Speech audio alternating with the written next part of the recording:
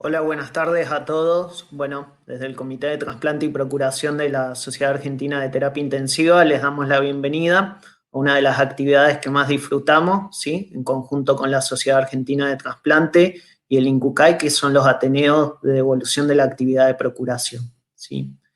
Esta tarde, bueno, me acompaña como siempre uno de los creadores de esta actividad, que es el doctor Rubén Schiavelli, a quien le voy a dar la palabra, pero antes le quiero agradecer, porque es una de las personas que más ha hecho por la procuración en este último tiempo, ¿sí? Así que agradecerle y, bueno, darle la palabra a él. Rubén, bienvenido. Hola, ¿qué tal? ¿Cómo les va? Este, Realmente para mí es un gusto estar acá de nuevo en un Ateneo de Evolución y es un gusto que José me esté acompañando y la Comisión de Procuración de la SATI nos estén acompañando en este proceso que ya lleva 10 años. Realmente la idea siempre ha sido juntar la procuración y el trasplante y eso está fundamentalmente sustentado en que si uno mira un poquito la historia de los trasplantes se instalaron rápidamente en la Argentina en las instituciones y fueron estructuras con jefes, con médicos, con todos, y la procuración siempre quedó delegada en un organismo extrahospitalario. El trasplante se constituyó como una actividad derivada en una tarea profesional y la procuración le costó mucho constituirse intrahospitalariamente, más allá que hoy estamos muy lejos de ese modelo extrahospitalario y estamos realmente peleando por un modelo intrahospitalario con desarrollo de diferentes servicios de procuración que tengan el mismo nivel y el mismo estatus que cualquier servicio del hospital. Los ateneos están planteados porque sabemos que cada vez hay más médicos comprometidos con la procuración de órganos, aquellos médicos terapistas que trabajan por la vida de un paciente y cuando ese paciente fallece se plantean la posibilidad de que ese paciente sea donante de órganos. El tema es que todo este compromiso, este trabajo dedicado que hacen los médicos de terapia junto con los procuradores, generalmente no se ve, no se cierra este proceso porque generalmente los órganos son trasplantados en otros lugares, en otras instituciones diferentes a la que está el donante. Y realmente esta separación hace que nosotros o que los médicos de terapia y los médicos del hospital no puedan ver el final de su tarea. Ese final de su tarea decimos devolvérselo a nosotros con estos ateneos de devolución. Eh, esta idea de devolverle cuál fue la razón por la cual estuvo trabajando después de la muerte de su paciente, que pueda ver la evolución de los pacientes trasplantados. Quiero rescatar que hay un cambio fundamental en la ley de trasplantes última, la 27447. Nosotros, ustedes saben que hasta la ley anterior, los médicos de terapia, los médicos que asistían a un paciente que entraban en conocimiento, que podían diagnosticar que ese paciente estaba muerto, tenían obligación de denunciar junto con el jefe del hospital, el director del hospital, eran responsables de denunciar ese hecho, de avisar de ese hecho de esta muerte a un organismo extrahospitalario. Siempre dije que estas denuncias de alguna manera hacen que si yo denuncio hacia afuera, estoy esperando que ese de afuera haga algo con mi denuncia. Y uno podría tomar esa obligación como solamente el hecho de avisar. A partir de ahora, a partir de la nueva ley, ya no solicita que los médicos denuncien, sino que dice concretamente que los médicos inicien el proceso de donación conforme a las normas dictadas por el INCUCAI. Esto es un empoderamiento, a mi entender, del médico que atendió el paciente. Los ateneos tienen un formato tienen un objetivo que es involucrar a los profesionales en el proceso de donación, procuración, trasplante a partir del conocimiento de la afinidad de su trabajo. Y tienen un formato bastante rígido, en este que vamos a ver hoy tiene muchos exponentes, la presentación del Ateneo, que es lo que estamos haciendo ahora, la discusión médica del tratamiento del donante, el resultado inmediato del trasplante y el agradecimiento de los pacientes trasplantados. Así que, de nuevo, agradecer que estemos trabajando en esto, agradecer a los médicos que se encargaron de la procuración, un agradecimiento muy grande a los médicos de trasplante que han tomado esta idea de devolver el informe de la actividad, lo han tomado desde el primer día como un compromiso muy grande y eso hace que se pueda cerrar verdaderamente el círculo. muchas gracias y sigamos con el Ateneo. Bueno, muchas gracias, doctor Schiavelli. Le damos la palabra a la doctora Barone, en representación del INCUCAI, que también estamos trabajando en los Ateneos de Evolución con el programa de formación posbásica de coordinadores hospitalarios este año. Así que, doctora Barone, adelante. Bueno, muy corto. Gracias también a José y en especial a Rubén, que hemos empezado esta tarea hace muchos años, los Ateneos que fueron presenciales. Y de alguna manera creo que esto refuerza lo que es la capacitación de todo el Sistema Nacional Red de Donación Trasplante. Y creo que también volver a recordar y rescatar como eje normativo el tema que fue el lema del último Congreso de la Sociedad Argentina de Trasplante, la integración, procuración, trasplante. Esta integración, esta es una forma de verla reflejada y me parece que en un Ateneo reciente que hicimos nosotros con procuradores, dijeron dos cosas fundamentales. Una, que después de 40 horas de estar manteniendo un donante, se sentían profundamente cansados, pero profundamente satisfechos y que eso le dio sentido a su estudio. Y la otra cuestión es que estaban absolutamente seguros de lo que estaban haciendo. Así que en este homenaje también y en este Ateneo servir también recordar de homenaje, por un lado, a todos los donantes y sus familias, pero también al trabajo en red del Sistema Nacional de Donación y Trasplante, que es lo único que nos va a permitir garantizar la equidad en trasplante y la accesibilidad para todos los pacientes que están esperando en lista. Así que bueno, el tema es seguir trabajando en conjunto, más allá de reafirmar lo que dijo el doctor Schiavelli respecto a la ley, que la ley puede decir muchas cosas, pero hay que volcarlas y operacionalizarlas en cosas concretas en la práctica. Y esta es una mostración de ellas. Así que gracias y adelante. Nosotros seguimos capacitando al Sistema Nacional de Donación Trasplante.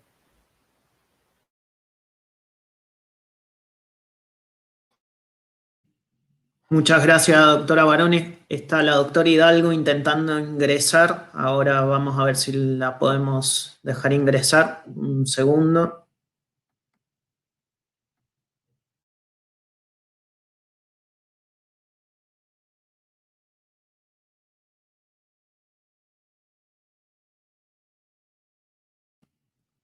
Bueno, a ver, ya tratamos de hacerla ingresar. Vamos a empezar a compartir la pantalla del Ateneo.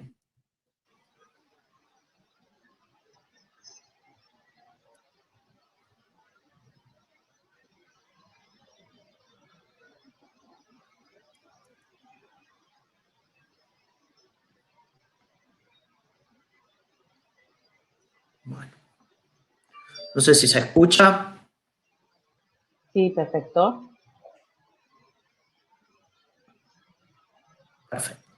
Bueno, vamos a empezar con el Ateneo de Evolución. Este es un proceso que se llevó a cabo en el Hospital Gutiérrez de Buenos Aires.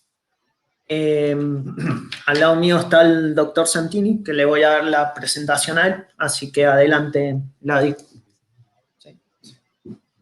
Sí. Bueno, buenas tardes a todos. La presentación empieza con el Hospital Donante, que fue el Hospital de Niños Ricardo Gutiérrez. Perdón, José, pongan la presentación en pantalla completa, por favor.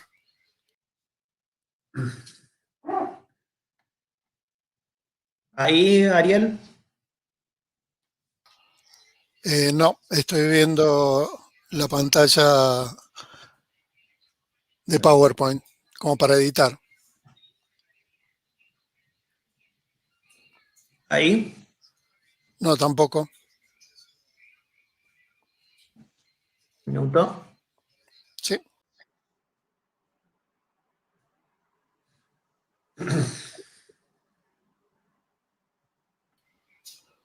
Prueba a compartir de nuevo, José, directamente. Deja de compartir y vuelve a compartir. Ahí está, perfecto.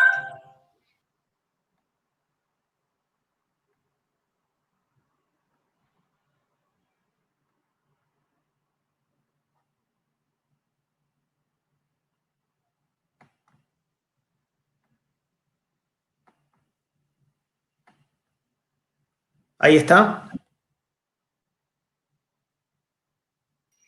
Se ve igual, José. En todo caso, maximiza la pantalla de donde está la diapo principal y vemos. Y cerrar las otras.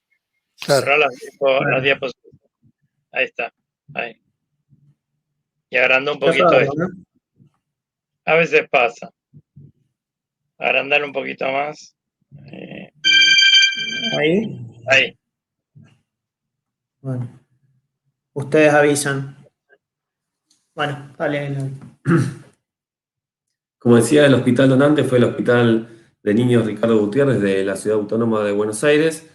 La jurisdicción de procuración fue el Instituto del Trasplante de la Ciudad de Buenos Aires. Y los equipos de trasplantes intervinientes fueron el de cirugía cardíaca del Hospital Central de Mendoza,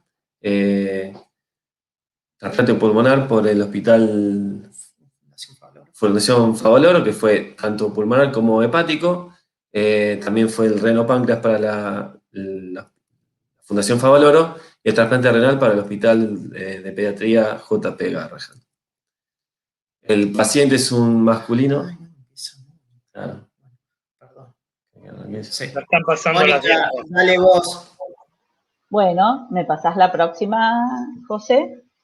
Bueno, les cuento mientras tanto que este es un paciente que provino del Hospital Piñero, en donde entró por una herida de arma de fuego.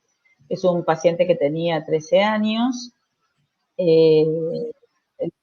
Sí.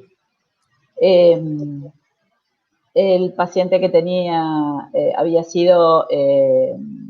entrado ya les decía, al Hospital Piñero, en donde tenía una entrada de arma de fuego. El orificio de entrada en realidad estaba en el ángulo, en la cara interna de la órbita derecha, tenía protusión ocular. Se lo intuba y se lo traslada con una tomografía al Hospital de Niños Ricardo Gutiérrez. Era un chico previamente sano. Se lo sedó para intubárselo. Esto fue en la madrugada del día sábado, aproximadamente entre las 2 y las 3 de la mañana. Se hicieron todas las invasiones necesarias, es decir, colocación de vía central, colocación de sonda vesical, colocación de arteria. Necesitó una dosis muy baja de noradrenalina para mantener una presión de perfusión de órganos por encima de 60 de presión diastólica, perdón. Y inmediatamente mis compañeras rápidamente se dieron cuenta de que cuando ingresa al hospital lo que tenía el chico era una midriasis paralítica bilateral y no tenía reflejo tusígeno.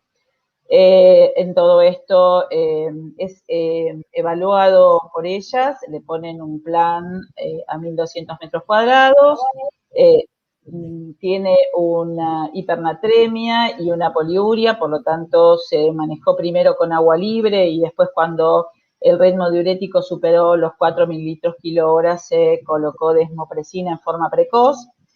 Y a la mañana me avisan, me hago presente y bueno, además de subirlo al Sintra,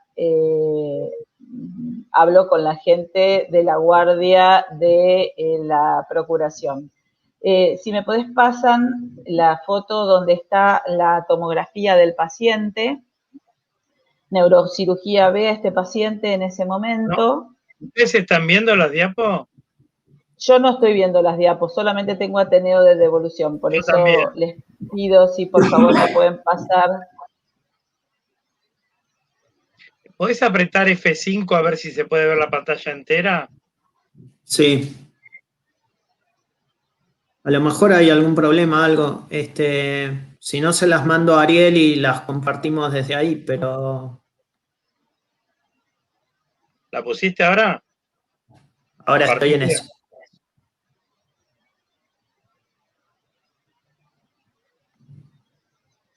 porque sería interesante ver el orificio de entrada y de salida de la bala. No sé si las ven ahí. Ahí está, Sí. ahí está. A ver, esperen Bueno, un segundo. A ver, apretá F5, a ver si... ¿Ahí se ve entero? se ve como veníamos viéndola, no se ve como entero, pero venimos sí, No. la herida de la entrada del orificio de entrada de la bala es acá en esta zona, donde obviamente había protruido el ojo, se ve en estas tomografías cómo está el globo ocular hacia afuera, y acá se ve el trayecto de la bala. Además la bala sale por la parte parieto-occipital, por la parte posterior del parieto-occipital, es decir que hizo todo un trayecto en forma oblicua. Lo que uno puede ver en esta tomografía en realidad son varias cosas. Hay un edema importante con desviación de la línea media, hay zonas de contusión en todo el parénquima, y no sé si se llega a ver porque está medio pequeño, pero sí recuerdo muy bien que había hemorragia y un tronco que se veía muy hipodenso. Cuando yo llego, le hice la prueba de apnea al paciente y triplicó prácticamente la CO2 del mismo.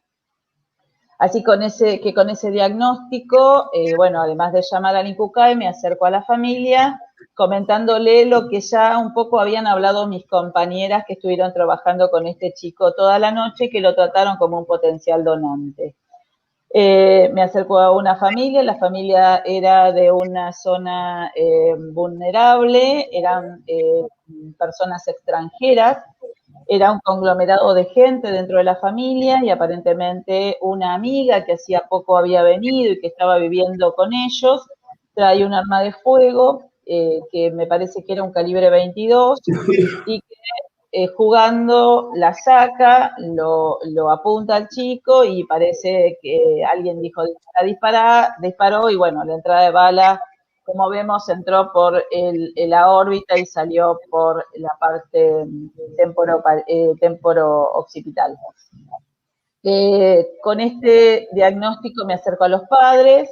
Obviamente estaban con muchas ideas porque mis compañeros habían hablado de que iba a venir alguien de la coordinación del hospital. Soy una de las coordinadoras procuración del hospital, así que me puse a hablar con los papás y esta familia era un chico totalmente normal, un chico escolarizado, que no tenía ningún tipo de problemas.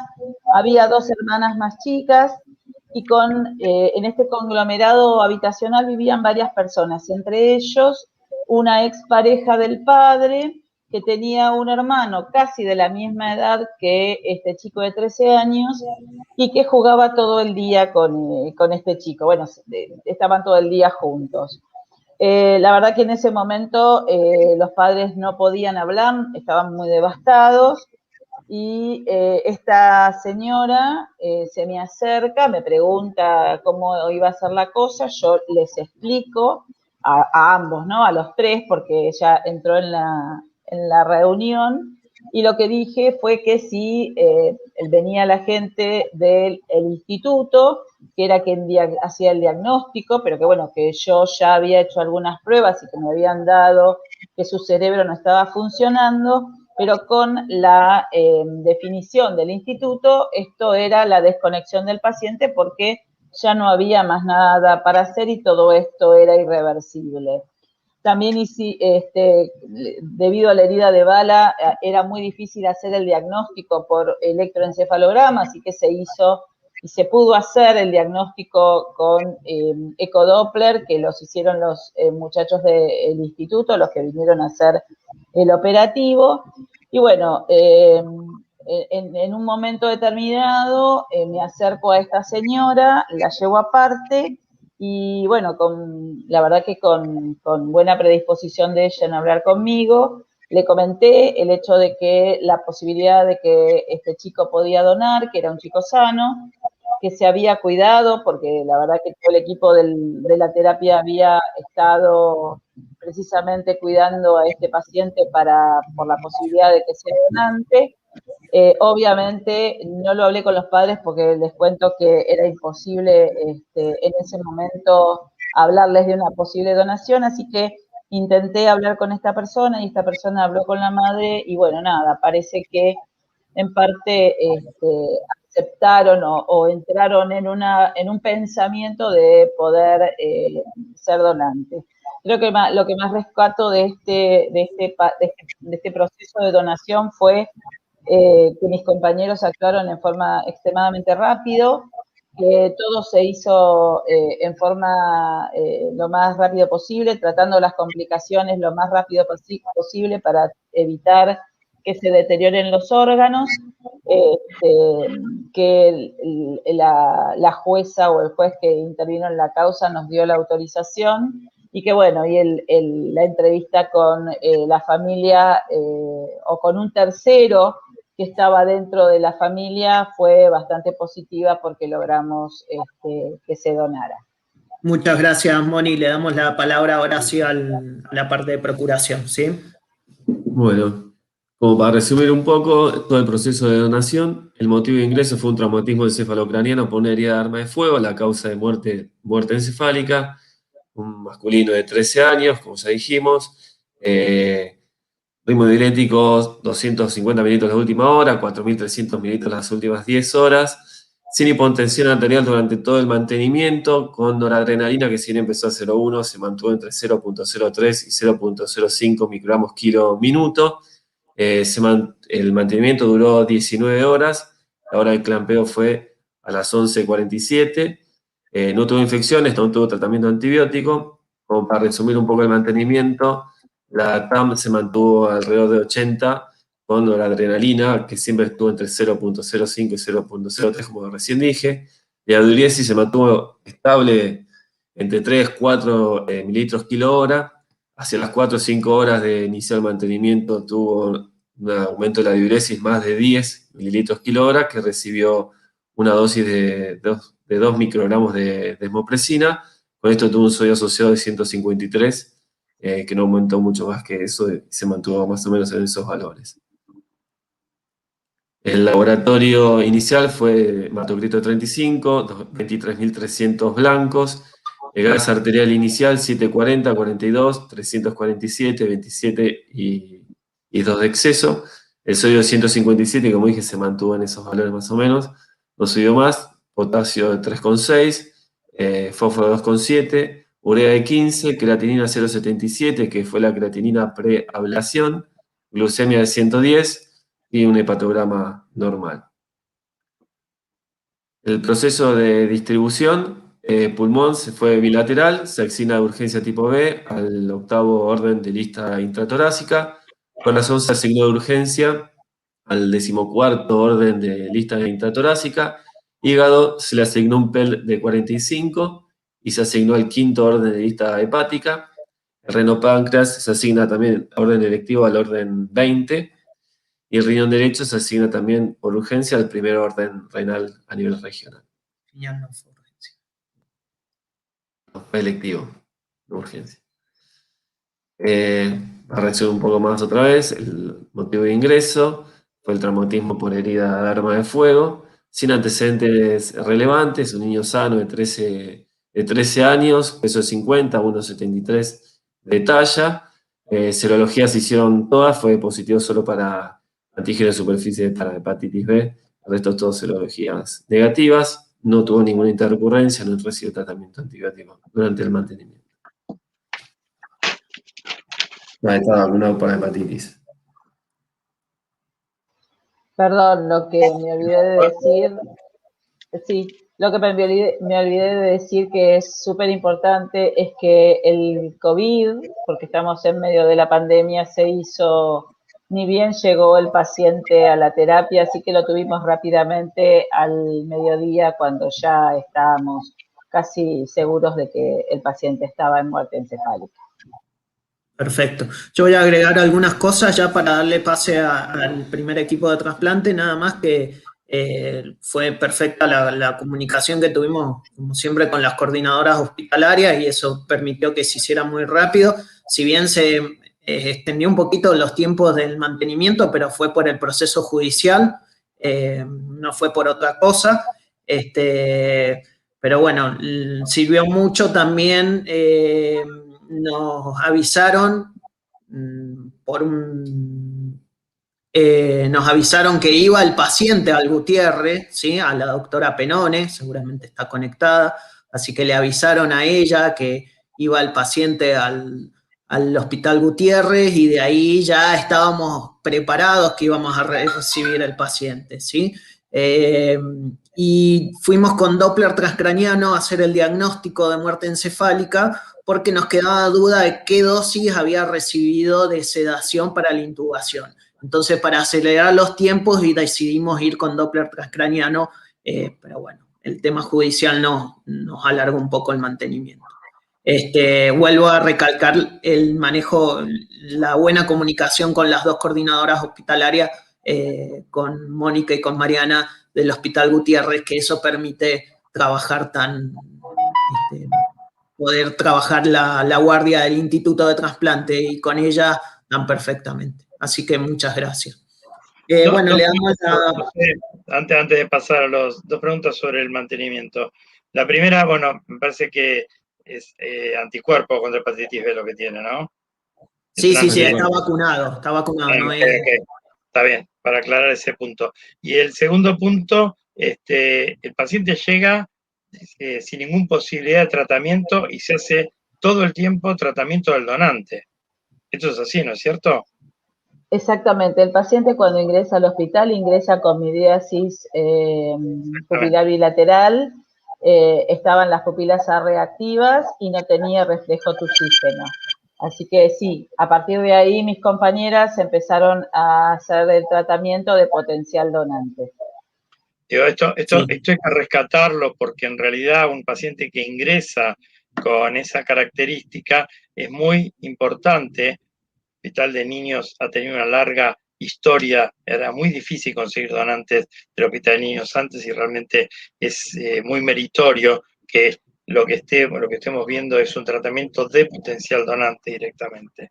O sea que se hizo todo solamente a los fines de la donación de órganos. Y realmente esto es meritorio y hay que remarcarlo porque no siempre ha sido así y porque no siempre es así. Así que realmente es muy importante. La última cosa que quiero comentar es esta necesidad del instituto de hacer el diagnóstico. Es una cuestión de disponibilidad de los medios. Si los medios los tuvieras en el hospital, lo podrías haber hecho vos, Mónica. Sí, exactamente. Por suerte Mariana tiene el curso de ecodoppler transcranial, así que ya no dependemos tanto del instituto, Bien, sino de nuestro equipo, que tenemos un equipo para hacer doppler transcranial y ella está experimentando, no, en realidad no está experimentando, está tratando de trabajar y tener su evolución. Y a mí me gustaría, pero con esto de la pandemia, la verdad que me es imposible hacer el curso de Doppler, ¿no? Pero sí, por suerte. Lo otro importante que queda sobre hecho, pero ya que estamos todos acá, es que este es un operativo con consentimiento de la familia, dado la edad del paciente, ¿no? Ok. Bueno, bárbaro. ¿Puedo agregar algo más, Rubén, José?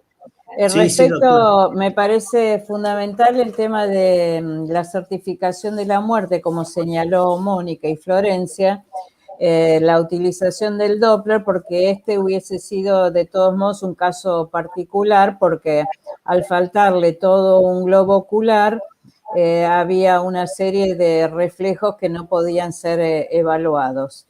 Y la segunda cosa es rescatar el tema que si no hubiese tenido drogas, con el electroencefalograma hubiese sido suficiente. Y respecto al Doppler transcraniano, el doctor Pablo Neira, que es el jefe de la terapia intensiva del Hospital Gutiérrez, participó e impulsó también la utilización del Doppler transcraniano a partir de los 2 años de edad. Así que remarcarlo esto también porque en los protocolos anteriores estaba a partir de los 6 años y después de la modificación de la ley que volvimos a hacer la revisión del protocolo, en primer lugar no se requiere más el tiempo de 6 horas de espera que se requería anteriormente, que era un requisito legal, sino que a partir de los 6 años de edad, con un tiempo de espera de 1 hora es suficiente, que es aquel que tarda la certificación del diagnóstico. Ya que hay varios escuchando, volver a remarcar estas diferencias en la actualidad respecto a lo anterior. Sí, una última. Perdón. No, lo que quería remarcar es que nosotros en ningún momento el paciente recibió sedación, porque como cuando llegó ya le hicieron mis compañeras el diagnóstico de muerte encefálica, claro, faltaban solamente las pruebas, entonces nunca se le puso sedación, nunca se le puso anticonvulsivantes, y cuando yo hice todas las pruebas estaba solamente con la sedación que le habían puesto en el Hospital Piñeiro para poder intubar. La última pregunta, ¿se cultivó al donante? Sí, se cultivó al donante, sí, se hizo todo. Gracias. Bueno, no sé si hay más preguntas. Bueno, seguramente hay más preguntas, pero tenemos que avanzar, ¿sí? Avanzamos con el equipo de trasplante cardíaco del Hospital Central, la doctora Magalí Rubira. Gracias, Maga. Adelante. Hola, ¿cómo les va? ¿Ahí se puede ver? ¿Se puede ver la pantalla? Sí, se ve perfecto, Magali. Perfecto, bueno, buenas tardes. Yo voy a continuar un poco con esta actividad, este operativo. En este caso fue entre el Hospital Gutiérrez, como bien mencionaron, a el Hospital Central, donde se derivó, digamos, el corazón. La fecha de trasplante fue el 15 de noviembre. En cuanto a la distribución y asignación, bueno, recibimos el llamado, se aceptó el órgano. En este momento se activa el operativo, se prepara el paciente. En contexto de pandemia se realiza un hisopado SARS-CoV-2 con un resultado bastante rápido negativo. De ahí se habló con los familiares porque el paciente en este caso estaba bajo asistencia respiratoria mecánica, y se preparó y derivó al paciente al quirófano en coordinación y según la logística en general del equipo que ablaciona, que nos va avisando un poco los tiempos. Nuestro receptor, un paciente de sexo masculino de 38 años de edad, tenía factores de riesgo cardiovasculares positivos por tabaquismo actual, dislipemia, que impresionaba ser de origen familiar, y consumo de sustancias ilícitas previa de aproximadamente 8 meses de abstinencia del último consumo. Él era portador de una miocardiopatía isquémico-necrótica, consecuencia de enfermedad coronaria aterosclerótica con lesiones de múltiples vasos. Ya teníamos el diagnóstico de un BI severo con 15% de fracción de eyección diagnosticado por resonancia magnética cardíaca. El último evento agudo había sido en junio de ese año, donde se había intentado angioplastiar a la circunfleja con resultados de revascularización no favorables. Durante el mes de agosto y septiembre se le realizó seguimiento en consultorio de insuficiencia cardíaca con adecuada adherencia al tratamiento, pero poco margen a los vasodilatadores sobre todo, y con dosis en ascenso de los diuréticos. El paciente había consultado en estos 2 meses varias veces a la guardia, se le había intentado hacer ajustes de la medicación, pero a pesar de adherir al mismo, el paciente tuvo una evolución tórpida. El 26 de octubre ingresó al hospital por una insuficiencia cardíaca descompensada en este contexto de BI severo. Se decide ahí mismo la evaluación para trasplante cardíaco, y 48 horas posteriores, en contexto de la evaluación y colocación de catéter de Swan-Ganz, evoluciona con un edema agudo de pulmón, un síndrome de bajo gasto, por lo cual se inicia soporte inotrópico y posteriormente el paciente requiere asistencia respiratoria mecánica, pasando un Intermac 3 a un Intermac 2. Así ingresa en lista de espera. Durante sus días en lista de espera en emergencia B, que ingresa el 30 de octubre, el paciente intercurre con un síndrome febril con diagnóstico de una neumonía asociada a ventilador, por lo cual estuvo 48 horas inactivo en lista. En el momento en que sale el operativo de su trasplante, los cultivos teníamos uno de ese mismo día del trasplante negativos, teníamos un crossmatch contra panel negativo también del 16 de noviembre que nos terminan de dar el resultado, digamos, un día posterior, de una evaluación nutricional con normopeso, una evaluación infectológica con el resto de serologías negativas y sin una hipertensión pulmonar severa. Durante la cirugía se hizo como inmunosupresión, inducción con solumedrol 1 gramo endovenoso, tuvo tiempos de isquemia tanto fría como caliente aceptables, 240 minutos de tiempo de isquemia fría, tiempo de isquemia caliente de 60 minutos, un tiempo de clampeo total de 83 minutos y se utilizó como solución de preservación Universidad de Wisconsin de marca Belzer. El trasplante, digamos, anduvo bastante bien, hizo un balance neutro positivo de 500 mililitros, requirió solamente 4 unidades de transfusiones y salió rápido con baja dosis de isoproterenol en 0,08 gamas. Durante su evolución en recuperación, tuvo durante las primeras 48 horas una falla del BD que se categorizó como leve, fue manejado con isoproterenol y dobutamina. Posteriormente, a las 48 horas del día 17, se realiza el weaning ventilatorio exitoso, sin problemas, y posterior el paciente realiza rehabilitación fonoaudiológica, respiratoria y motora, teniendo la primera biopsia a los 10 días sin rechazo. En cuanto a la evolución posterior a la sala de cuidados intensivos, recuperación cardiovascular, el paciente permanece en sala intermedia, persiste hemodinámicamente estable, en recuperación gradual del resto de las funciones porque había tenido 18 días de asistencia respiratoria mecánica. En el mientras tanto se le fueron realizando las biopsias consecutivas de acuerdo al esquema que tenemos en el hospital, lleva 4 biopsias sin rechazos, pero durante su internación intercurre con algunas complicaciones que fueron resueltas, digamos, favorablemente. Tuvo una serositis que se llegó a la conclusión que había sido por disproteinemia, que fue mejorando a lo largo de la evolución, diarrea sin ningún aislamiento y una fiebre sin descompensación hemodinámica, pero con bacteremia Enterobacter cloacae, por una tromboflebitis superficial que tuvo que cumplir tratamiento antibiótico dirigido. El alta médica se le da recién el día 5 de enero, tuvo como complicación a largo plazo una estenosis traqueal que fue corregida, justamente por esto que les mencioné, una asistencia respiratoria previa al trasplante prolongada.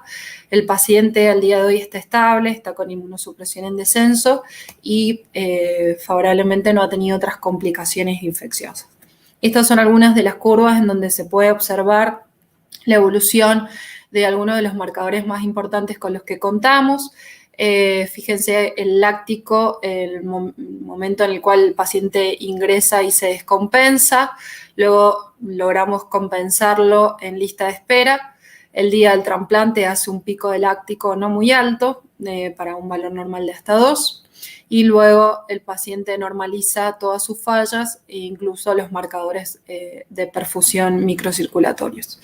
En cuanto a la función hepática, podemos ver la GOT, que tiene un primer pico en el momento de ingreso de la internación y luego un segundo pico en el momento de trasplante, pudiendo normalizarse el resto del tiempo post-trasplante. Lo mismo con el hematocrito. Acá tenemos aproximadamente el momento en el cual se trasplanta y los hematocritos, fíjense que en ningún momento bajan a valores severos. Esto es con la función renal. Acá podemos ver valores de creatinina en el momento del trasplante. El mayor pico fue al ingreso, el cual hizo síndrome de bajo gasto con faltas orgánicas asociadas. Posteriormente en la evolución hemos mantenido buenas creatininas y tuvo un pico hace unos 2 meses a consecuencia de poca ingesta hídrica. Con la uremia pasa algo parecido, pero ha mantenido, por suerte, valores funcionales renales dentro de límites normales. Muchas gracias. Bueno, no sé si hay preguntas. Muchísimas gracias, doctora Rovira. Si hay alguna consulta, si no, pasamos al próximo equipo. El próximo equipo es de trasplante pulmonar de la Fundación Favaloro, el doctor Néstor Bernal. Néstor.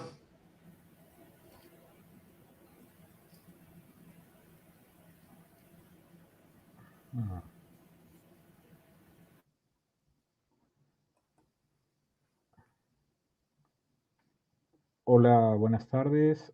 Bueno, soy Néstor Bernal de Fundación Favaloro. Voy a compartir la presentación.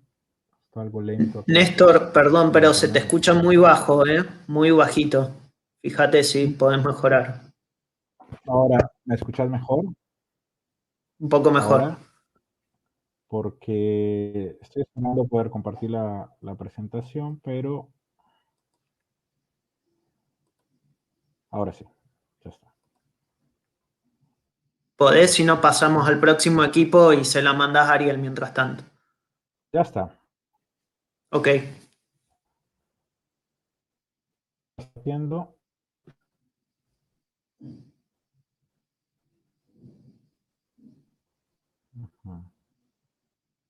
Ahí está. Creo que ahí se ve bien. ¿Puede ser? Ahí se ve perfecto. Bueno. Dale adelante. Fíjate el micrófono de vuelta. Perfecto. Bueno, este Ateneo de Evolución para la Procuración, en el caso de nosotros del equipo de trasplante pulmonar de la Fundación Favaloro, la procuración nuevamente fue entre el 14 y 15 de noviembre en el Hospital Ricardo Gutiérrez, y en Fundación Favaloro hicimos el trasplante el mismo día 15 de noviembre. Esto creo que los datos ya se hablaron en algún momento. Para mí es algo importante, o para el equipo de trasplante pulmonar, siempre la talla y los perímetros, tanto el axilar, el largo external, son muy importantes que sean bien claros, porque esto también nos permite para orientarnos en nuestros receptores que tenemos. Y después, durante la procuración, es importante también la diuresis. En este caso teníamos más de 100 mililitros hora en las últimas horas, y estuvimos alrededor de mayor a 800 mililitros en las últimas 10 horas. Para esto, dándonos un balance negativo. Lo hablo más por el equipo de procuración de nosotros de trasplante, para el trasplante pulmonar. El grupo de factor y bueno, ya los otros datos que teníamos. De pronto, entre los datos que es importante resaltar y que se dijo en un momento al principio, es el mantenimiento. En este caso solamente estuvo con noradrenalina en dosis muy bajas, realmente sí, 0.05 microgramos hasta el descenso, pero preferíamos, y eso lo hablamos con el equipo de procuración en su momento, que aumentar la nora y no aumentar volumen para poderlo manejar en unos parámetros mejor. Estos datos que ya los tenemos, para nosotros es importante las serologías que tenía el antígeno de superficie de hepatitis B, que nos puede mostrar que estaba vacunado, y teníamos algo positivo como Epstein-Barr y citomegalo, pero IgG, así que era que tenía algún antecedente, pero nada activo. Después, dentro de los laboratorios que teníamos del donante, y es importante esto, fueron la gasometría. Ahí lo tengo resaltado, las gasometrías que tenemos de las 2 de la mañana, 5 de la mañana y 8 de la mañana. Esto porque nosotros lo basamos para ver en los pulmones y en qué condiciones están, y podernos llevar una evolución adecuada del momento de procuración. Le pedimos siempre al terapista que la saque, y les pedimos que por favor sea con una FIO2 al 100% en ese momento, de setear el respirador con una PIP de 5, y que el volumen total que lo tienen el seteado el respirador esté más o menos en 6-7 mililitros por kilo. ¿Por qué? Porque esto nos permite que los pulmones estén en la condición ideal para que después sean mejor la factibilidad para el trasplante. En este caso tuvimos a las 2 de la mañana una PAFI de 352, a las 5 de la mañana 391 y a las 8 de la mañana 380. Tuvimos PAFIs por encima de 350, peri 400 en su momento, que para nosotros, más todo lo que vemos eventualmente previo en la procuración, el balance negativo, y asociado a esto, poder tener y encontrar una radiografía y un examen físico que sea normal, nos permite todos hacer una sumatoria para que el órgano sea adecuado para nuestro receptor. Acá puedo mostrar la radiografía que teníamos. Esta radiografía nos la envían siempre los equipos de procuración por WhatsApp, es muy fácil, y tenemos la radiografía. Esto también nos orienta. Entonces tenemos radiografía, tenemos gases arteriales y tenemos asociado a eso balance de hemodinamia del donante, y con esto ya podemos orientar que vamos a tener qué tipo de órgano y cómo vamos a encontrarlo en el momento de ir al procedimiento quirúrgico. Bueno, esto también quiero mostrar estas dos imágenes porque las tenemos de nuestro celular de guardia, y esa hemodinamia es en horario, en algún momento de la madrugada, peri 5 o 6 de la mañana, donde tenemos este donante. Y a la derecha vemos el respirador y les pedimos como nos manden una imagen. Acá estaba protectivo con una FIO2 al 30%, PIB de 5, el BT que teníamos era de 300, que está bien, 6 mililitros por kilo, por lo que estaba pesando el donante. Y en el momento que se toman los gases, sí le pedimos que aumenten la FIO2 al 100%, se espera unos 10-15 minutos y ahí se tome la muestra.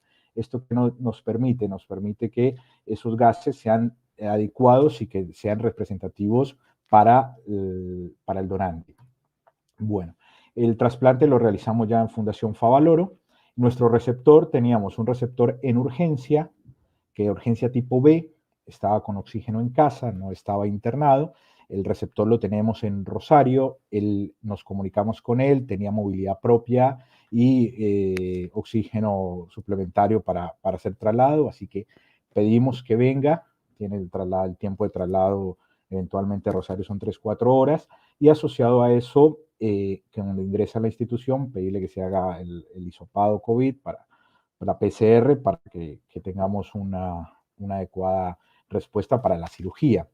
Y entre la aceptación del órgano, que era lo que ya habíamos hablado previamente, la preparación de este receptor que tenemos, que tardamos aproximadamente 4 o 5 horas, nos da tiempo de que mientras eso, los otros equipos y la preparación se vaya organizando poco a poco para tener una coordinación ideal para que todos los equipos y tanto los otros equipos que sean vivo, especialmente cardíaco, que también lo hacemos nosotros y está en vivo, sea en el tiempo ideal. Comunicación permanente con el procurador, eso es algo muy, muy, muy importante para nosotros porque hay que saber si cambia algo la hemodinamia, si requiere más líquidos, si hubo que hacer algún tipo de expansión, si endiuresis se queda o aumenta mucho la poliuria que se hace después de la muerte cerebral. Entonces, esta comunicación es muy importante. Y coordinar con otros equipos, puesto los horarios, porque no podemos correr mucho los horarios ni tampoco hacerlo tan pronto, porque hay equipos en este caso que Mendoza vino de afuera, viajó desde Mendoza, tienen que hacer su coordinación de vuelo y traslados para que todos estemos. De pronto los otros equipos estábamos acá en Capital y era mucho más simple o con menor tiempo la movilidad.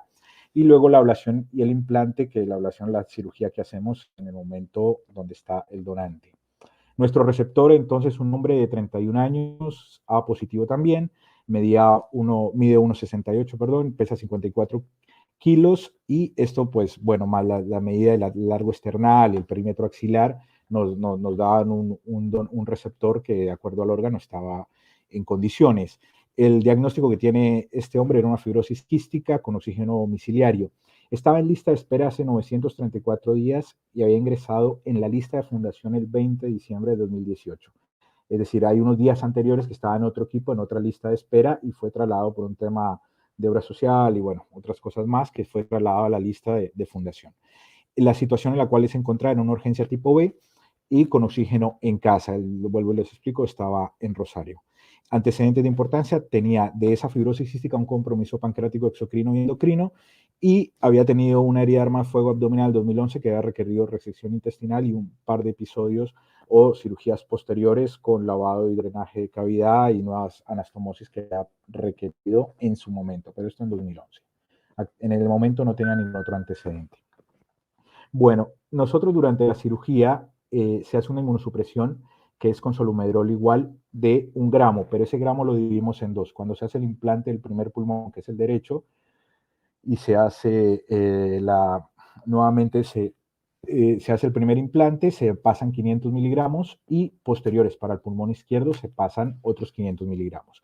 De esto tuvimos una isquemia fría de 186 minutos en el pulmón derecho con una isquemia caliente de 36. Isquemia caliente es cuando sacamos el órgano del frío, del hielo de traslado que tenemos y se comienza a hacer el implante con las anastomosis que se requieren de cada pulmón.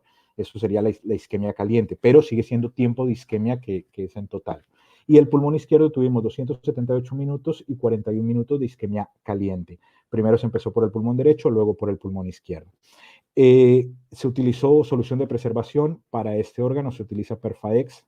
Utilizamos 4 litros, de los cuales 3 litros se pasaron de manera anterógrada, es decir, en el momento que se hace el clampeo, y 1 litro más que se hace retrógrado, lavando las cavidades desde las venas pulmonares hacia las arterias pulmonares. Esto se hace en el banco después de que se ha hecho el explante del órgano. Y durante la cirugía se hace un aspirado bronquial, que se le hace a todos los pacientes, donde se hace un cultivo del órgano. Y en este caso nos dio positivo para un estafilococo meticilino resistente, SAMR, que requirió tratamiento antibiótico, el cual respondió de manera adecuada posterior en el posoperatorio de este paciente. Esta es la radiografía posoperatoria inmediata, que salió aproximadamente 7 de la tarde, 8 de la noche, de nuestro receptor. Esta se ven los drenajes y los alambres, bueno, pero lo más importante que vemos es la condición como se ven los pulmones, que es muy similar a la que tenemos como donante.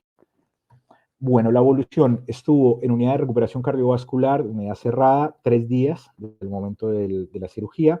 Se extuvo 12 horas posoperatorias, aproximadamente 6-7 de la mañana del día siguiente, que era el lunes, se extuvo con una adecuada evolución. Pasó al tercer día a la sala de internación general, donde se hace la rehabilitación motora y respiratoria, kinesiología, se moviliza el receptor y comenzó la inmunosupresión oral con tacrolimus y deltisona. Control posoperatorio realmente de una manera adecuada, la cicatriz, la herida quirúrgica y la evolución del paciente fue adecuada. ¿Cuánto tuvimos el alta hospitalario? El 30 de noviembre para hacer una internación de 15 días en total desde el momento de la cirugía.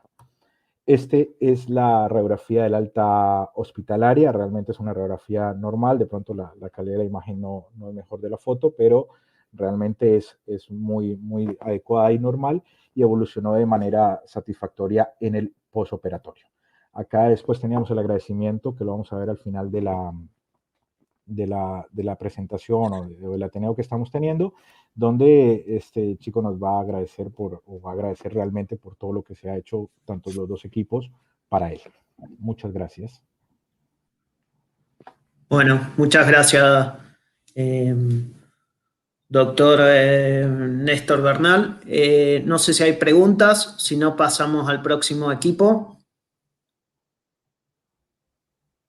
Bueno, pasamos al próximo equipo de trasplante hepático, la doctora Florencia Fernández de Fundación Favaloro también.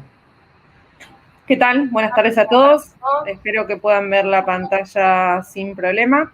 Se ve perfecto. Muy bien. Entonces, bueno, le vamos a presentar nuestro caso. Como ya han descrito la mayoría de los equipos, una vez que nos llama el organismo para ofrecernos un órgano, hacemos la valoración del donante y el receptor. En este caso, una vez que está aceptado, el receptor llega a Fundación, se hisopa para COVID, dado la situación en la que nos encontramos. Con COVID negativo terminamos de armar el operativo y vamos a buscar el órgano que después es traído a Fundación para completar el procedimiento. Esto, un poquito de información, ya lo han dicho con anterioridad. El donante era un chico de 13 años que la causa de muerte fue un TEC por herida de arma de fuego, con fecha y hora de RM el 14 de noviembre de 2020, A positivo. Acá tienen las medidas que nosotros más que nada tenemos en cuenta para hígado, lo que es el peso, la talla y el perímetro umbilical. Las serologías también las comentaron, ahí están las particularidades, que el paciente estaba vacunado para la hepatitis B, tenía Epstein-Barr y citomegalo IgG positivos, el resto todo negativo, y nosotros también nos fijamos el hepatograma, que era dentro de parámetros normales, así también como la gasometría. En nuestro caso, la receptora era una paciente de 4 años que tenía como antecedente un rechazo humoral crónico, había estado en lista de espera por 1 año, 5 meses y 18 días, y estaba quinta, como también dijeron, en lista de espera para hígado. Los antecedentes de importancia, ella había sido trasplantada con una donante viva relacionada, la madre, por atresia vía biliar, el 18 de octubre de 2017, que se le había hecho un injerto de vena cava inferior porque tenía un lóbulo caudado anular. Al ingreso estaba recibiendo tacrolimus, propranolol y ácido ursodesoxicólico. En cuanto al aspecto inmunológico, debido a que la paciente tenía rechazo humoral, primero le hicimos un cross-match virtual y después se lo repetimos con la serología y vimos que el paciente y el receptor compartían el DR4 y el DQ8. Como eran para clase 2 linfocitos B, igual seguimos adelante con el trasplante. Como les dije anteriormente, esto fue un retrasplante hepático con donante cadavérico por un rechazo humoral, trombosis portal e hipertensión portal. La paciente tenía firmes adherencias al resto de los órganos que fueron liberadas. Primero le hicimos un injerto vascular de arteria ilíaca del donante a aorta infrarrenal, la receptora. Después se hizo sección del pedículo en masa por sangrado y trombosis portal. Se hizo hepatectomía estándar. Se hizo un implante injerto venoso de aproximadamente 4 centímetros a nivel del confluente espleno-mesaraico. En la hora de clampeo fue 11:47, sale del hielo 16:50 con un tiempo de isquemia caliente de 37 minutos, un tiempo de isquemia frío de 340. La paciente intraoperatorio recibió 8 unidades de glóbulos rojos, 6 de plasma fresco congelado, 11 de plaquetas, 3 de crío precipitados y Novo-7. Se le hizo una IDRUX, sale de quirófano en ARM con requerimiento de vasopresores a dosis titulables y con los drenajes con escaso débito seromático. La paciente evoluciona en las primeras 48 horas con enzimas en descenso, pero elevadas, con la bilirrubina que no descendía, en ARM con hipoxemia severa, donde se evidenciaba en la placa una condensación de base izquierda y de RM bilateral, y con sangrado activo por los drenajes con requerimiento de transfusiones cada 12 horas. Es por esto que se decide realizar una laparotomía exploradora con evacuación de hematoma. Cuando abierta cavidad se evidencia que tiene sangre y hematoma en los 4 cuadrantes y en retroperitoneo sobre injerto hepático, aproximadamente 600 centímetros cúbicos, con hemostasia sobre, se realiza hemostasia sobre la anastomosis del injerto ilíaco a la aorta. Como la paciente había cursado un rechazo, lo que se hizo, se realizó un esquema de inmunosupresión, que lo usamos con nuestros pacientes, en donde se le dio gamma globulina, plasmaféresis, rituximab. En el día 13 se vio que debido al aumento de las enzimas hepáticas se le hizo un pulso de solumedrol y se otorgó el alta en el día 17 posoperatorio. Este es un resumen del caso, paciente con antecedentes de trasplante de BR por A13 vía biliar que evolucionó con rechazo humoral. Se hizo trasplante con injerto tanto arterial como venoso. Hubo necesidad de laparotomía exploradora al segundo día post-trasplante por sangrado y por presentar anticuerpos anti-HLA positivos previos, recibe gamma globulina, plasmaféresis y rituximab. Y se dio el alta al 18º día postoperatorio. Hoy en día, 6 meses post-trasplante, la paciente presenta un ecodoppler hepático normal con negativización de anticuerpos clase 2, fijadores de complemento, los DR8, y con NDQ reducción de 1.700 para, de 17.000 para actuales de 9.000. Esto es un poco resumen de los últimos trasplantes que realizamos desde 2009 al 2021. Como ven, tenemos 87 trasplantes hepáticos pediátricos, de los cuales 82 fueron hepáticos aislados, 70 fueron hepáticos, fueron primarios y 12 fueron retrasplantes. Dentro de las causas, acá se pueden ver entre adultos y pediátricos, la causa más frecuente en adultos es por trombosis de arteria, lo mismo que en pediátricos, y los pediátricos también tenemos por rechazo humoral. Por problemas de tecnología no nos llegó el video de la madre, pero esta es la última foto que tenemos de la nena en el post-trasplante antes de que se vaya de alta. Muchas gracias. Bueno, muchísimas gracias, doctora Florencia Fernández. No sé si hay consultas, si no después las hacemos y pasamos al próximo equipo, al equipo de trasplante renopáncreas, la doctora Fátima Yarade, de Fundación Favaloro también. Buenas noches, ¿me escuchan bien? Perfecto. Bueno, paso a comentar con respecto a la distribución y la asignación. Lo que nosotros hacemos como equipo al recibir el llamado, en primera instancia, bueno, es corroborar si la paciente se encuentra en condiciones de recibir el trasplante. Para ello corroboramos siempre que el grupo sanguíneo coincida. Tenemos en cuenta dónde vive el receptor, ya que esto nos puede afectar los tiempos de isquemia y muchas veces si el paciente no puede viajar es un motivo para darnos de baja. Por supuesto que tenemos en cuenta la edad del receptor junto con la del donante, sobre todo, más que nada para el riñón.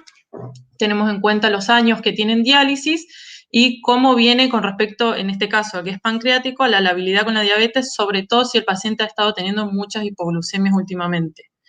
Posteriormente pasamos a la comparación con el donante con respecto a la compatibilidad HLA, es decir, todo lo inmunológico, su cross-match contra panel y su cross-match contra el donante, lo cual siempre esperamos para terminar de aceptar. Evaluamos que el receptor esté en condiciones, sobre todo por si tiene alguna infección activa, teniendo en cuenta que son pacientes diabéticos, por los cuales las complicaciones cardiovasculares e infecciosas son muy frecuentes. Y finalmente nos comunicamos con el centro de diálisis también para ver cómo está en la diálisis y qué tipo de adherencia tienen al tratamiento. Una vez que corroboremos entonces que el paciente esté en condiciones, descartamos nuevas transfusiones, infecciones activas y por supuesto el COVID en este caso, aceptamos los órganos. En este caso se trata de una paciente femenina de 30 años de edad, también grupo sanguíneo A positivo.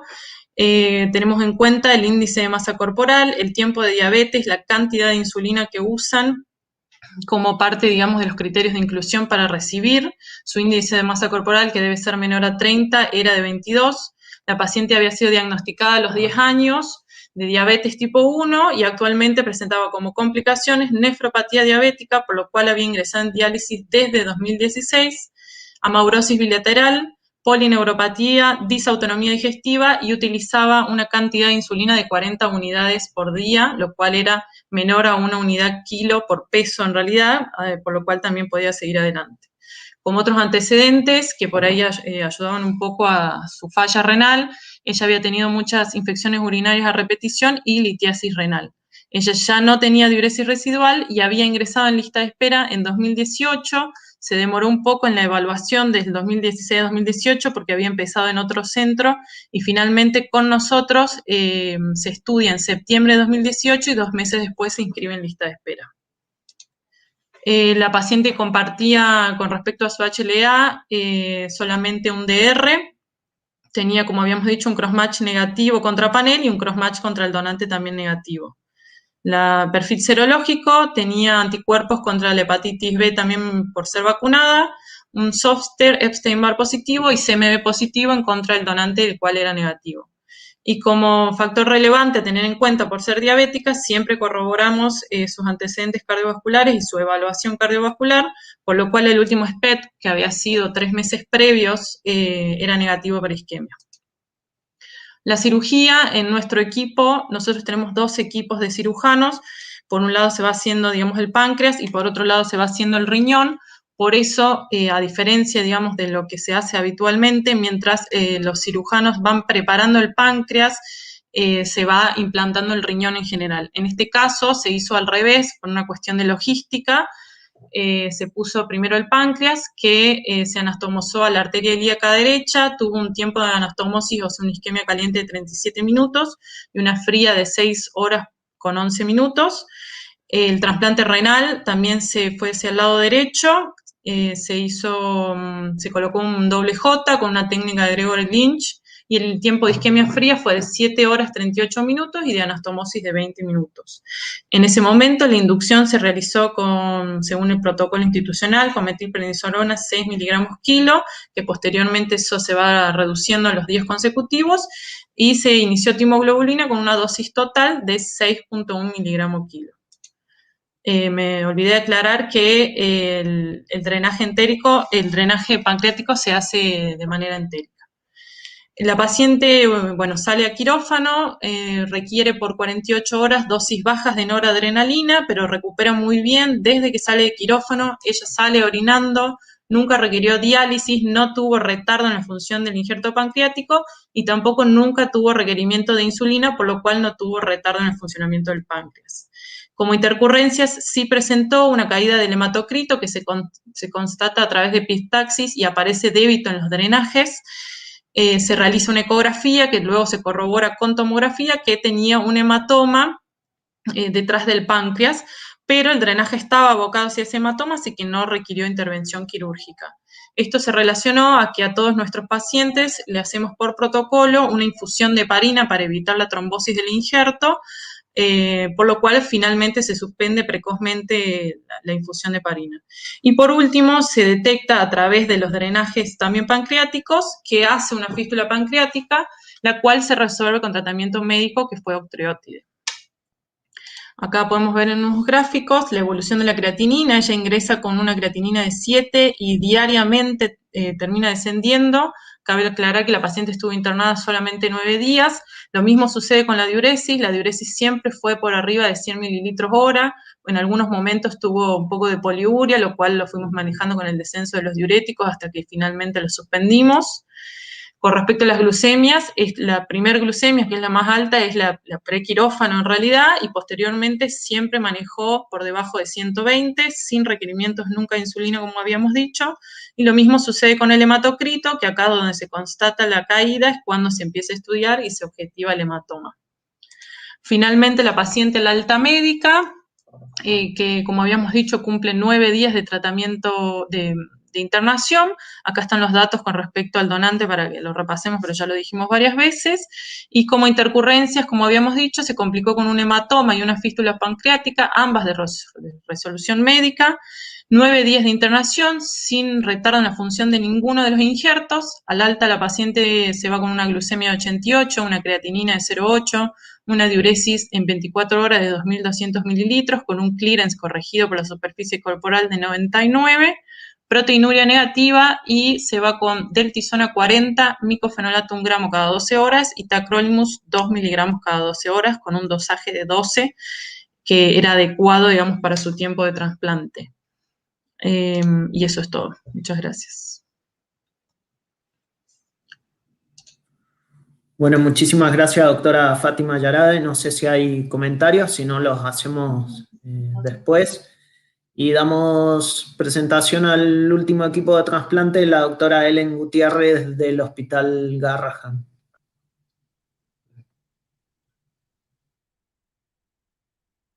Hola, buenas noches. Bueno, mi nombre es Ellen Gutiérrez, actualmente soy médica residente de nefrología infantil y trasplante renal del Hospital Garrahan. Vamos a presentar a nuestro paciente. Siguiente, por favor. Bueno, nuestra paciente es nuestra receptora fue una paciente femenina de 10 años, tiene una enfermedad renal crónica secundaria a una hipoplasia renal bilateral, con un valor de creatinina pretrasplante de 6 miligramos por decilitro. Es una paciente que estaba en modalidad de requerimiento de terapia de reemplazo renal, inicialmente en modalidad de diálisis peritoneal, que había iniciado el 1 de junio del 2016.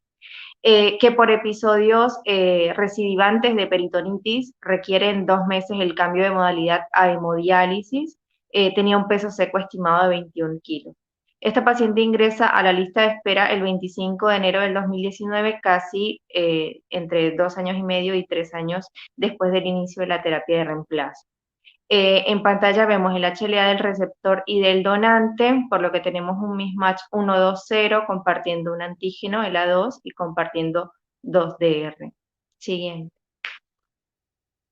Como antecedentes de importancia, nuestro paciente es una paciente que ya tenía un diagnóstico conocido, un síndrome de George, con un estudio genético que evidenciaba la delección del brazo largo del cromosoma 22.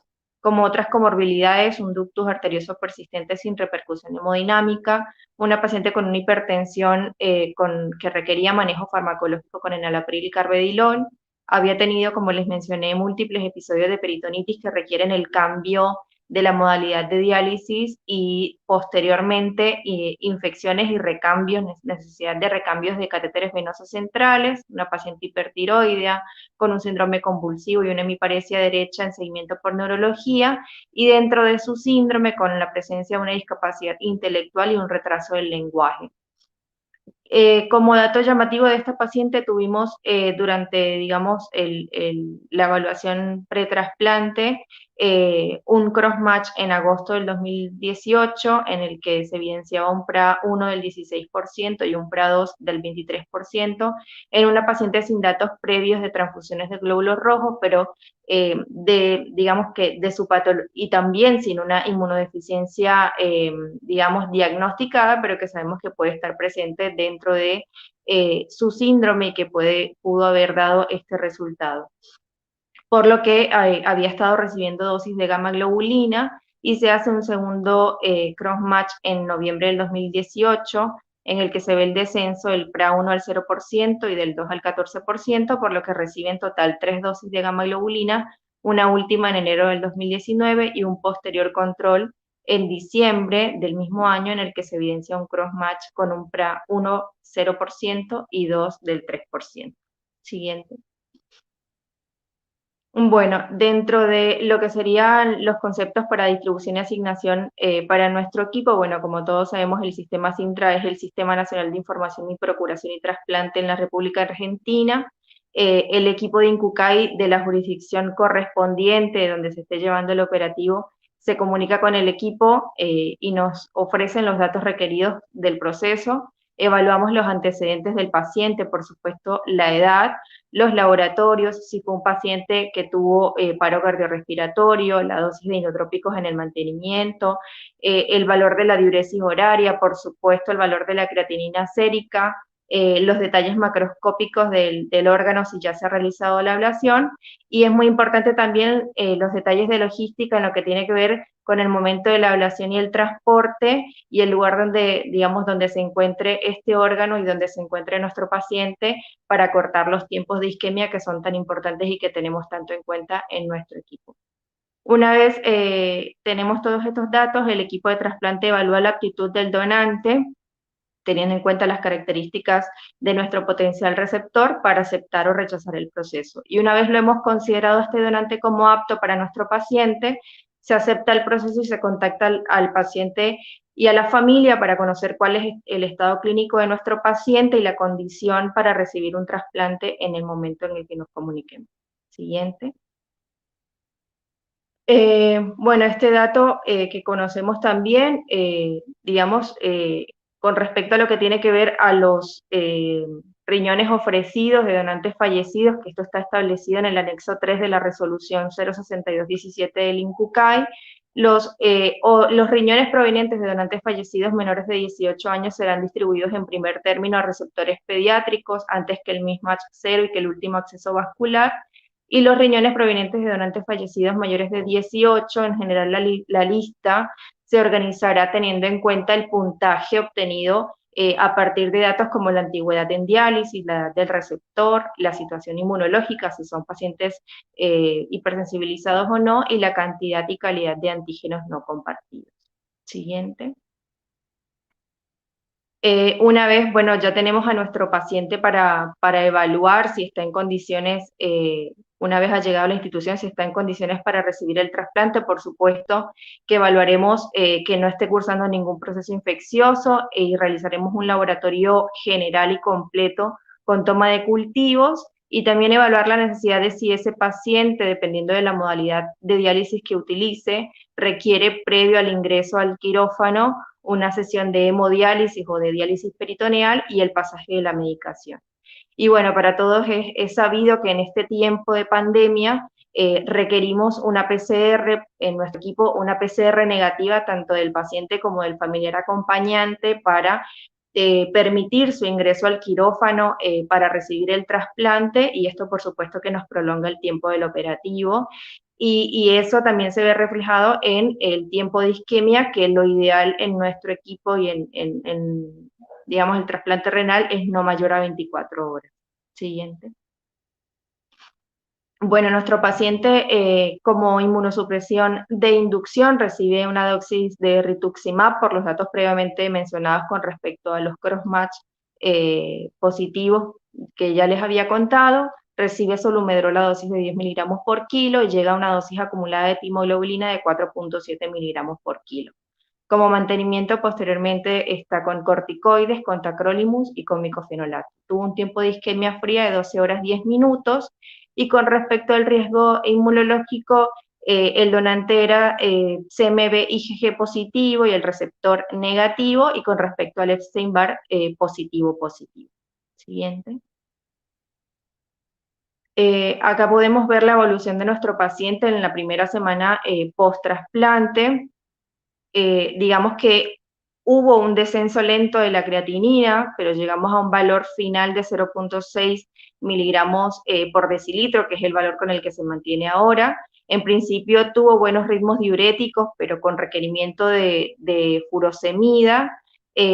Sí, de muy difícil manejo los primeros días los valores de tensión arterial, sobre todo en contexto de hipervolemia, pero que fueron finalmente bien manejados y controlados, y con buenos índices de resistencia evidenciados en las ecografías. Siguiente. En la actualidad, la realidad es que la paciente en el postquirúrgico inmediato tuvo una muy buena evolución, no presentó complicaciones quirúrgicas que requirieran reintervención ni complicaciones infecciosas graves que requirieran prolongar la estancia y requerimiento de tratamientos antibióticos prolongados. En el tercer mes post-trasplante, la paciente evoluciona con una pancitopenia que requiere la valoración conjunta con el servicio de hematología y realización de una PAMO y metabolismo del hierro que fueron normales, con seguimiento, dado que les había mencionado que era CMV negativa en el momento del trasplante, pero que, digamos, cargas virales y serologías que no se habían positivizado, pero sí en el sexto mes post-trasplante presenta una primoinfección ACMV con compromiso hepático y hematológico que requiere internación y tratamiento con ganciclovir, que fue recientemente finalizado y dado de alta. Siguiente. Bueno, ahora presentaremos un video de la paciente y su familiar agradeciendo al equipo por el trasplante y la buena evolución. Muchas gracias, doctora Elena Gutiérrez. Después vamos a ver los videos, ¿sí? Mientras nos preparamos, le damos la bienvenida a la doctora Hidalgo, que no la podíamos conectar recién, desde la Dirección Médica del INCUCAI. Hola, buenas tardes. ¿Qué tal? Muchísimas gracias por la invitación. La verdad que estas actividades nos hacen muy bien a todos. Son muy importantes. Este caso en particular, sabemos que los donantes pediátricos no son muchos, y cuando la terapia intensiva actúa, como en este caso, apropiándose del donante, porque realmente ya ingresó en muerte encefálica, tenemos estos resultados, ¿no? La identificación precoz hace que tengamos estos resultados de un multiorgánico como fue, y bueno, con excelentes resultados. Bueno, muchas gracias, doctor Hidalgo. Damos paso a algún comentario que quieran hacer de las presentaciones de los equipos, si no les damos la despedida a los equipos. Doctor Schiavelli, o ahí... ¿Hay una pregunta del público que nosotros podamos ver, José, para que contesten? Sí, a ver.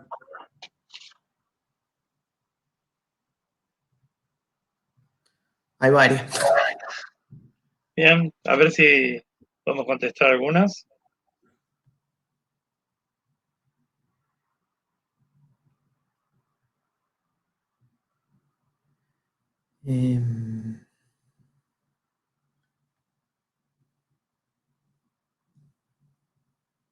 Yo tengo una pregunta mientras tanto. Sí. Rápida. Para Néstor.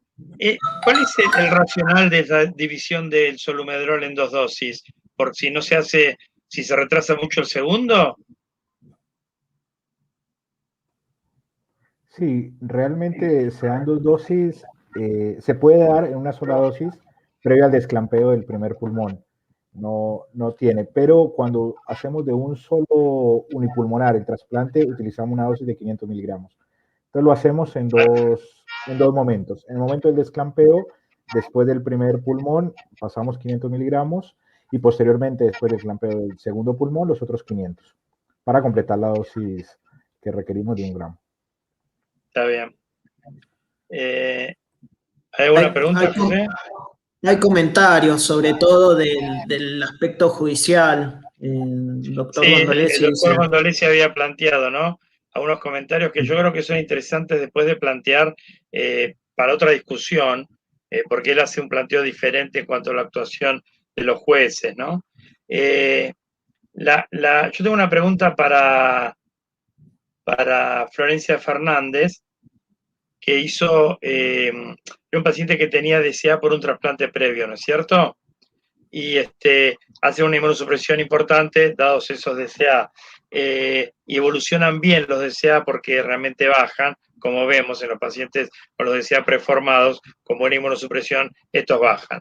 Así que eso está bien. ¿Cómo sigue? La pregunta concreta es cómo sigue la inmunosupresión, Florencia, de esta paciente. La paciente actualmente sigue con la inmunosupresión habitual, con tacrolimus. Ya le suspendimos, estaba también con enoxaparina por lo que había hecho por la trombosis portal con la que venía, pero bueno, cuando evidenciamos por la ecografía que no tenía, que el ecodoppler era normal, se lo suspendimos. Así que por ahora sigue con tacrolimus y con corticoides. Le vamos a hacer una nueva valoración en 3 meses para ver los nuevos valores, a ver cómo vienen y si hay que hacer algún rescate. A ver, nos ha pasado que han aumentado después y hemos tenido que hacerle un segundo tratamiento inmunosupresor. Pero bueno, por ahora viene bien, no cursó con infecciones, Epstein-Barr negativo, citomegalo negativo, así que esperemos que siga así. Bueno, yo quería aclarar algunas cosas.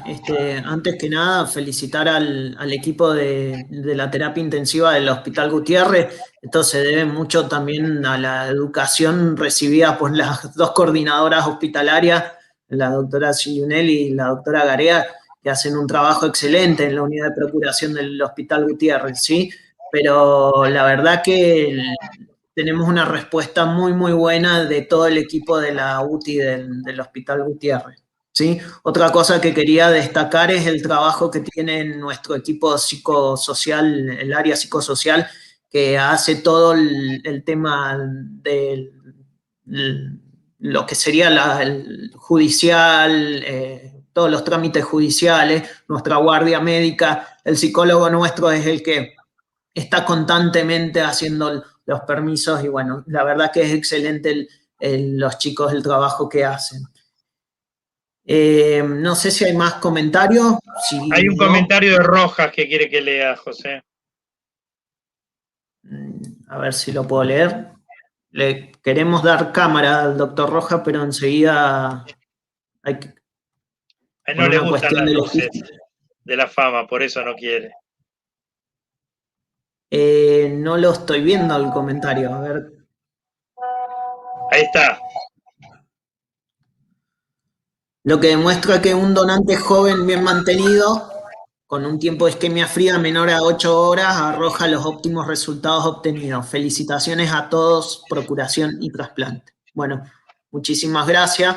Hay mucha gente que nos hubiera gustado que se conectaran, que hablaran, que dieran su testimonio, pero bueno, con una cuestión de tiempos también se quedan. Si quieren, vamos con los videos ahora y nada, después si queda algún otro comentario y si no ya después nos despedimos, ¿sí? Ariel, si querés ir poniendo... José. Luis quiere que muestres una cosa de judiciales. La respuesta es por el tema que planteó Gabriel Gondolesi. Que él ha hecho una apreciación ahí. ¿De dónde la lee? ¿No puedes hablar vos, Luis? A ver, dame un segundo. Porque él hizo un comentario sobre lo que planteó Gondolesi y lo escribió, pero no sé dónde. ¿Vos lo ves? Bueno, hagamos una cosa.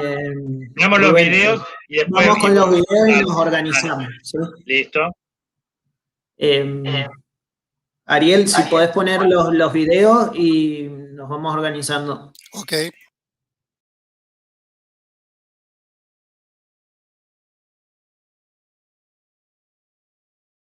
Buenas tardes, en este momento quería a través de este videíto agradecer muy especialmente a la familia que donó el órgano, el riñón para que Nicole pudiera ser trasplantada.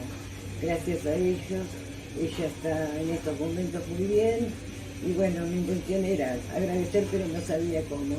Así que les agradezco de todo corazón. Muchísimas gracias. Hola, mi nombre es Walter Javier Montenegro. Tengo 39 años, fui trasplantado en el Hospital Central el 15 de noviembre del 2020 por una insuficiencia cardíaca afecto de un infarto masivo. Estoy muy agradecido de todos los médicos y contento de todos los médicos de INCAIMED y el Hospital Central. que han accedido a mis trasplantes de corazón. Al cirujano Sergio Felices, el jefe de cirugía. Y a mi doctora Magalí Rubí. Muchísimas gracias, le agradezco todo. No tengo palabras más para decirle. Estoy muy contento. Bueno, mi nombre es Verónica Piris. Fui trasplantada el 15 de noviembre del 2020. Ya cumplí mis 6 meses de trasplante. Por suerte está todo bien.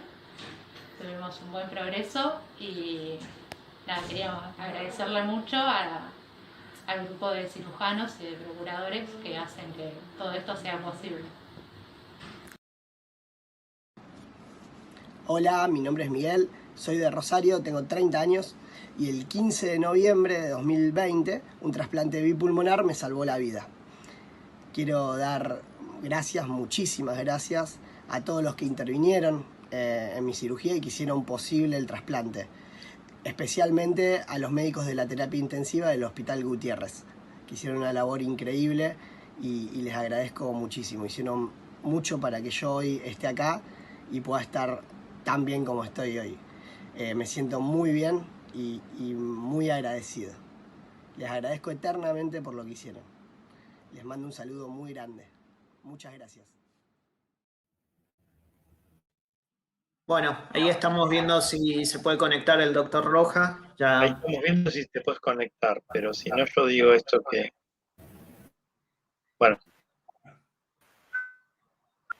Bueno, acá me está... Gracias, Luis. Acá me contó el doctor Rojas la razón de esto que plantea el doctor Gondolesi y vamos a plantear una reunión específica para eso, ¿sí? Para poder explicar cuál es la causa por la cual entran todas estas situaciones de violencia de género y de chicos maltratados. Así podemos hacer una reunión que puede ser así grande como un Ateneo y tocar estos temas específicamente. Bueno, José.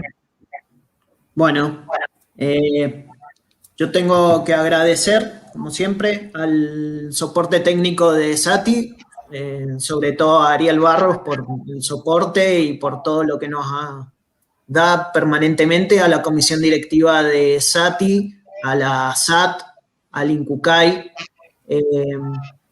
y bueno, a todos los equipos de trasplante que colaboraron, que se conectaron esta tarde, que siempre están dispuestos a hacer esto, al Hospital Gutiérrez y al Instituto de Trasplante de la Ciudad de Buenos Aires. Así que muchísimas gracias. Rubén, la palabra. Bueno, yo sé que siempre, por norma, tengo que los Ateneos los cierra otra persona. Generalmente lo hago cerrar condenas presenciales al director del hospital. Acá hay creo que 2 autoridades importantes que son el doctor Luis Rojas, que no sé por qué no se puede conectar, y está el doctor Sorati también. Si lo pudiéramos conectar a él para que dé el cierre, estaría bárbaro, bueno, porque yo por norma no cierro los Ateneos, así que no sé si Carlos se puede conectar. ¿Vos qué decís, José? Le podemos mandar el link de conexión, mientras tanto tenemos un video, Ariel pone el video y... ¿Le mandás vos el link a Sorati? Sí. Ah, no, ahí Gaby, si podés mandárselo, por favor. Dale. Y veamos el video que es una sorpresa que dice que tiene el doctor Jury para todos nosotros, ¿no? Sí. Dale.